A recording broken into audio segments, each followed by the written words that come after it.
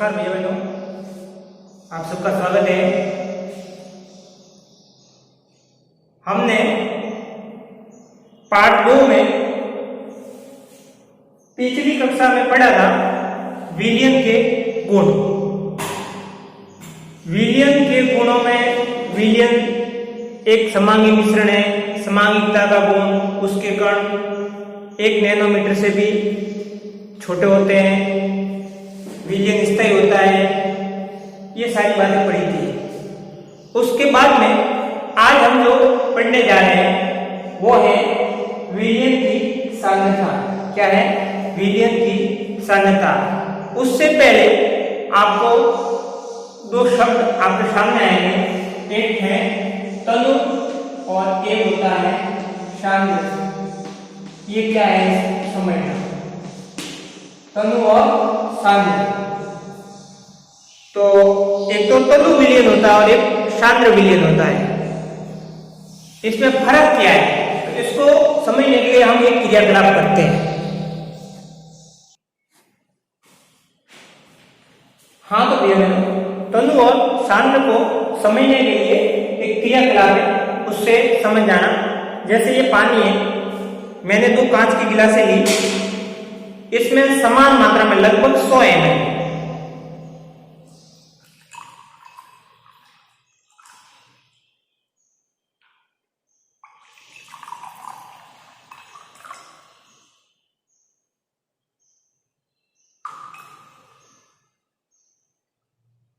पानी भरा। ठीक है, अब मैं पोटेशियम परमैंगनेट का घोल विलयन बना रहा हूं। यह है पोटेशियम परमैंगनेट, दोनों में समान मात्रा में जल भरा है। अब मैं एक चम्मच की सहायता से इसके अंदर इसकी मात्राओं को डालता हूं। अब ध्यान करना यहां पे विशेष करके,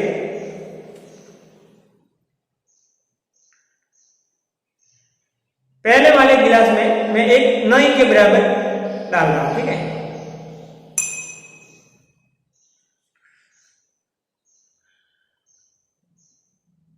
दूसरे गिलास में लगभग उससे 2 गुनी मात्रा डाल रहा हूं। ठीक है,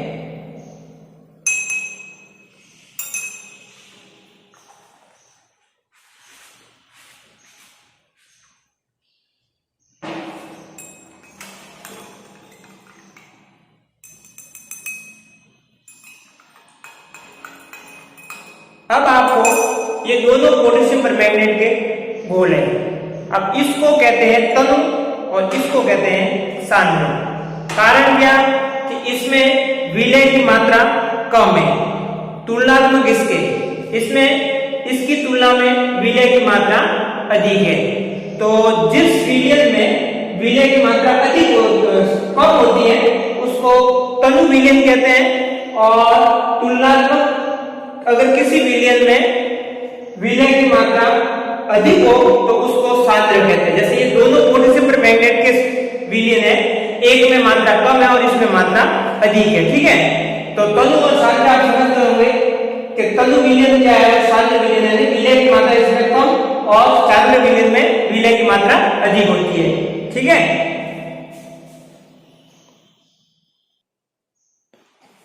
हाँ तो तनु का अर्थ आते हैं विलय की मात्रा कम,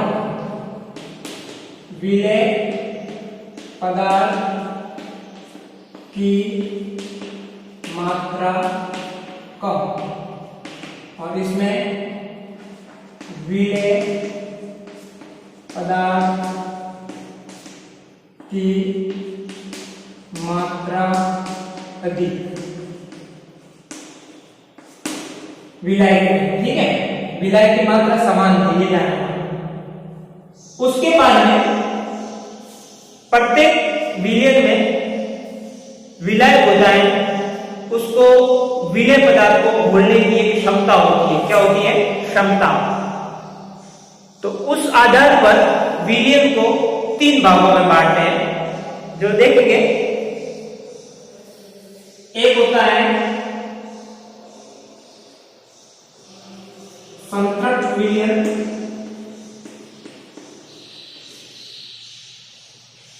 एक होता है असंतृप्त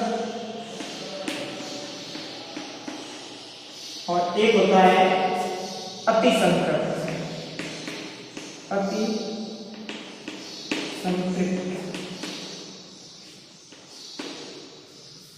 विलायक में घुलने वाले विलेय पदार्थ के आधार पर विलेय 3 भागों में बांटा गया। ये पूछा जाता है, विशेष ध्यान रखना।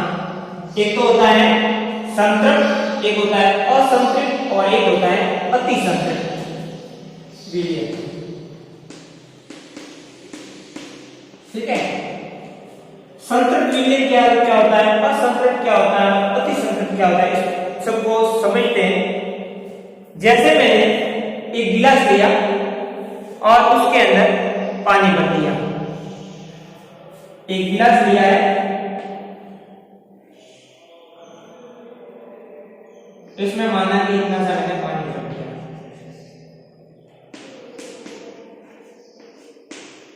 इसमें मैं सबसे पहले 1 चम्मच नमक डाल करके घोलता हूं, फिर 2 चम्मच, 3 चम्मच, 4 चम्मच, 5 चम्मच, ऐसे जब तक डालता जाऊंगा जब तक कि घोल गाढ़ा ना हो जाए। और अब भी ऐसा जब तक कि भाई नमक के कण नहीं दिख रहे हैं।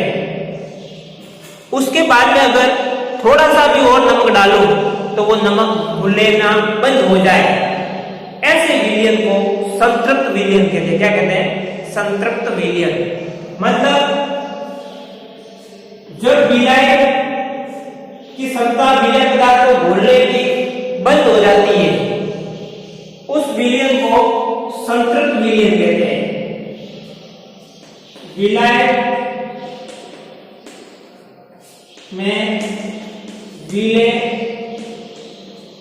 पदार्थ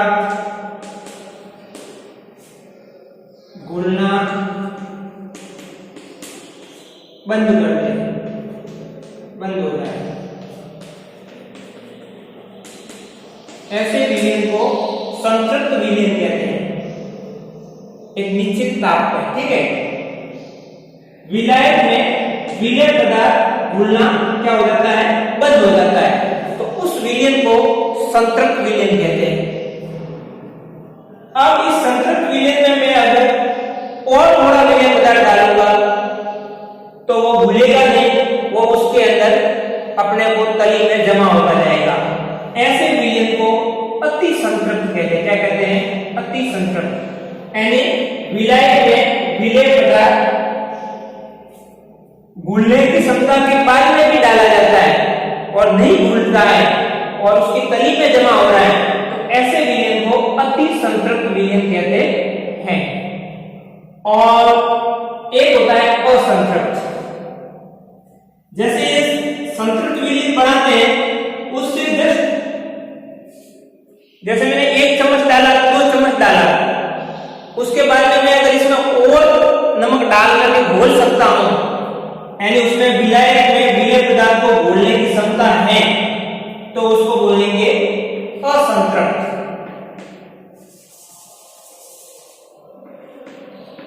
विलायक में विलेय पदार्थ को घोलने की क्षमता है,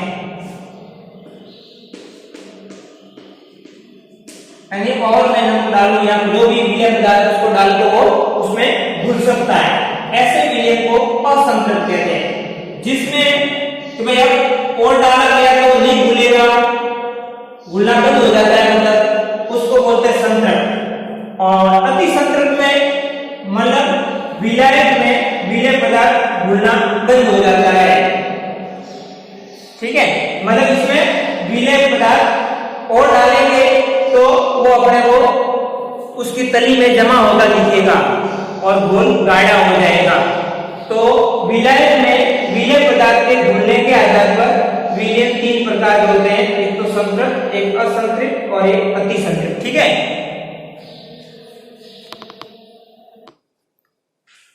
हाँ तो भैया बहनों, संतृप्त विलयन की परिभाषा लिख दो। जैसे मैंने लिखी है, ऐसा विलयन जिसमें विलायक में विलेय पदार्थ घुलना बंद हो जाता है। मैंने आपको कहा था कि अपने 1 चम्मच 2 चम्मच घोलते घोलते जाएंगे, एक अवस्था ऐसी आएगी कि उसमें विलय पदार्थ घुलना क्या हो जाता है, बंद हो जाता है। तो उस विलयन को संतृप्त विलयन कहते हैं। उसके बाद में असंतृप्त विलयन की परिभाषा क्या है, तो ऐसा विलयन जिसमें विलायक में विलय पदार्थ घुल सकता है, यानी और घुल सकते हैं, अभी वो संतृप्त नहीं हुआ है, उस विलयन को असंतृप्त विलयन कहते हैं। ठीक है। और अति संतृप्त की परिभाषा क्या लिखेंगे, तो जो संतृप्त विलयन बनाया है, मतलब उसमें आप विलय पदार्थ घुलना बंद हो गया है, और भी उसमें अगर उस विलय में विलय पदार्थ को घोलते हैं तो बनने वाले विलयन को अति संतृप्त विलयन कहते हैं। तो ये विलयन तीन प्रकार के हैं, जिसमें विलय पदार्थ को घोलने की क्षमता के आधार पर। ठीक है, तो नोट कर लेना तीनों।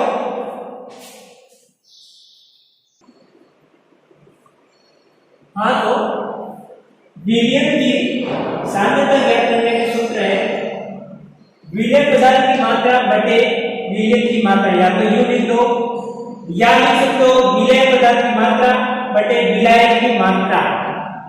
ठीक है। उसके बाद में सांद्रता को दर्शाने के लिए दो विधियां हैं, प्रतिशत रूप में दर्शाना होता है उस समय, विलयन के द्रव्यमान प्रतिशत दर्शाना होता है उस समय विलय पदार्थ का द्रव्यमान बटे विलयन का द्रव्यमान इंटू 100, या फिर विलयन का आयतन के रूप में 100 करना होता है उस समय विलय पदार्थ का द्रव्यमान बटे विलयन का आयतन गुना 100। सांद्रता का मतलब होता है कि भाई कोई भी विलयन है उसमें विलायक में या तो घुली हुई विलय पदार्थ की मात्रा या विलयन में घुली हुई विलय पदार्थ की मात्रा। जैसे आपको बता दें कि भाई 1 लीटर जल में 10 ग्राम नमक घुला हुआ है, तो 10 बटे 1000 लीटर जल इसकी सांद्रता आ जाएगी। ठीक है। इसके ऊपर आपकी किताब में एक सवाल दिया हुआ है, उससे आप समझेंगे इसकी सांद्रता प्रकलन करनी है कि 320 ग्राम तो विलायक है यानी पानी है, और 40 ग्राम इसमें नमक घुला हुआ है। कितना नमक घुला हुआ है, 40 ग्राम। तो इसकी सांद्रता निकालनी है। तो पहले तो विलयन कितना है, विलयन का द्रव्यमान निकालते हैं।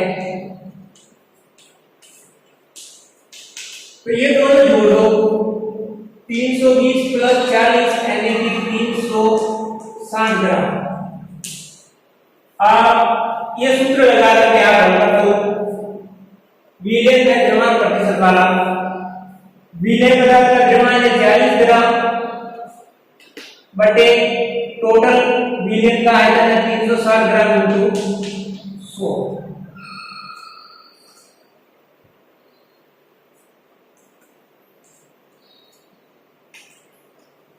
100 बटे 9 यानी कि 11.1% इसकी सांद्रता है। तो ये न्यूमेरिकल सवाल है सांद्रता निकालने का। तो विलयन की सांद्रता, विलयन में घुले हुए पदार्थ का है, तो विलयनों के प्रकार ये अपन ने देख लिए हैं। हाँ, तो ये बनो आगे है अपने पहले जो क्रियाकलाप किया था उसमें विलयन, दूसरे गिलास में हमने को जो आटा डाला था उसमें प्राप्त हुआ था नीलम, और तीसरा प्राप्त हुआ था कोलाइड। तो अब विलयन के बारे में तो हम पढ़ चुके, अब आता है निलंबन। तो निलंबन कैसे बनाते देखेंगे। ये जैसे मैंने पानी भरा है गिलास में, इसमें मैं आटे की कुछ मात्रा डालता हूं, गेहूं का आटा। तो इसके कण साइज में इस आकार के होते हैं कि मतलब बिल्कुल इसमें घुलते नहीं है, कण अपने को दिखाई देते हैं। निलंबन के कण इस आकार के होते हैं। होता तो मिश्रण ही है ये भी एक प्रकार का, लेकिन इसके कणों का साइज अपन आंखों से देख सकते हैं, तो उसको हम कहते हैं निलंबन। अब निलंबन यानी आटे के कण इसमें विलायक में निलंबित हैं, डूबे हुए हैं, जो हमको दिखाई देते हैं। अब ये कैसा मिश्रण है, तो इसमें मतलब देखो हम इस कणों को देख सकते हैं, इसका मतलब ये एक विषमांगी मिश्रण है, मतलब दोनों अलग अलग दिख रही है। विषमांगी मिश्रण की परिभाषा अपन ने पहले ही पढ़ी थी कि जिसमें विलेय और विलायक दोनों अलग अलग दिखते हो, ऐसे मिश्रण को हम विषमांगी मिश्रण कहते हैं। तो निलंबन एक प्रकार का विषमांगी मिश्रण है, ये इसके गुण है। फिर दूसरा कि जैसे अपन इनके कणों को देख सकते हैं, कण अपने को दिखाई देते हैं। अब इसके ऊपर अगर प्रकाश की टॉर्च डाली जाए तो हमको इसमें प्रकाश मार्ग दृष्टिगोचर होता है, मतलब इसके कण प्रकाश को फैलाते हैं, इस कारण से हमको प्रकाश मार्ग दिखाई देता है।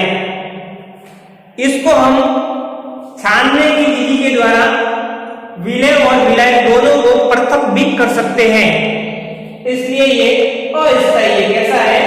अस्थायी। निलंबन किस प्रकार का है? अस्थायी।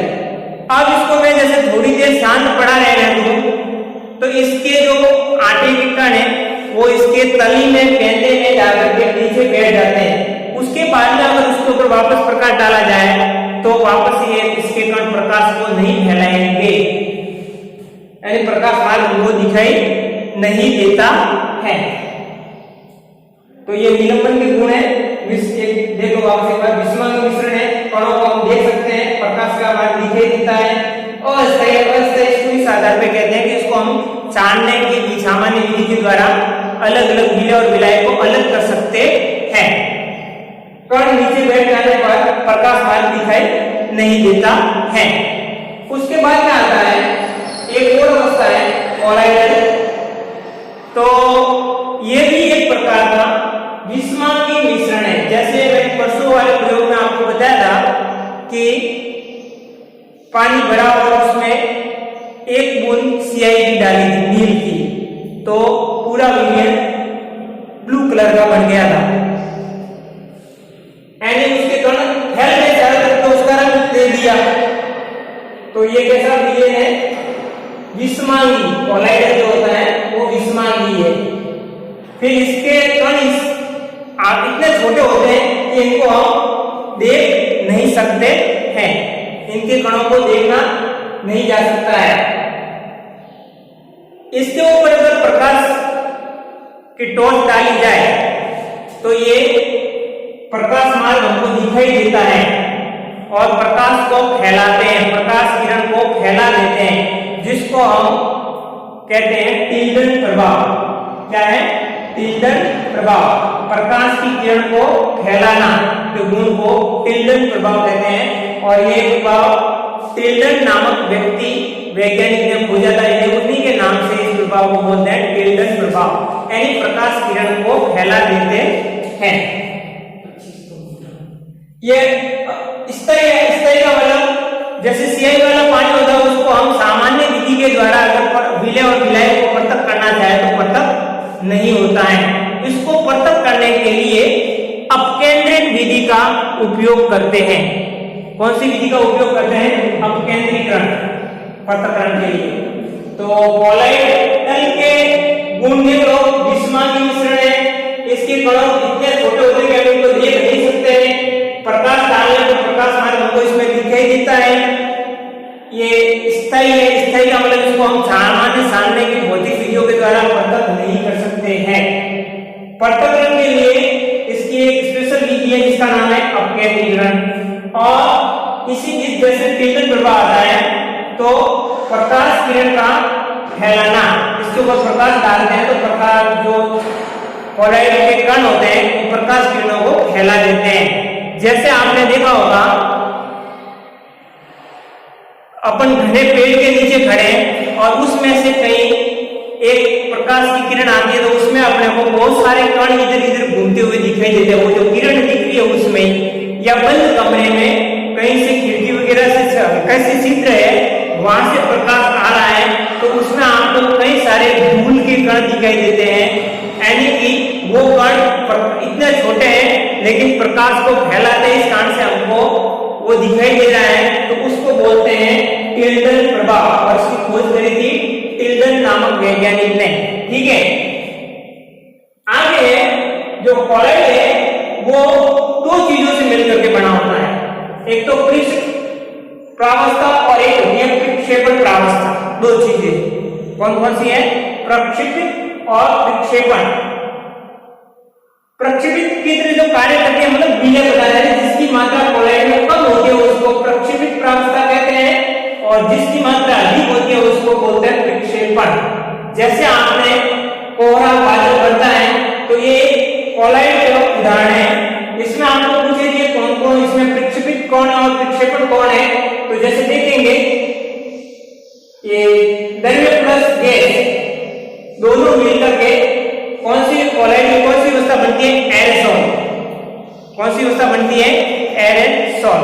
ठीक है, इसके बारे में मैं एक कहानी लिख पा रहा हूं जो नोट करेंगे।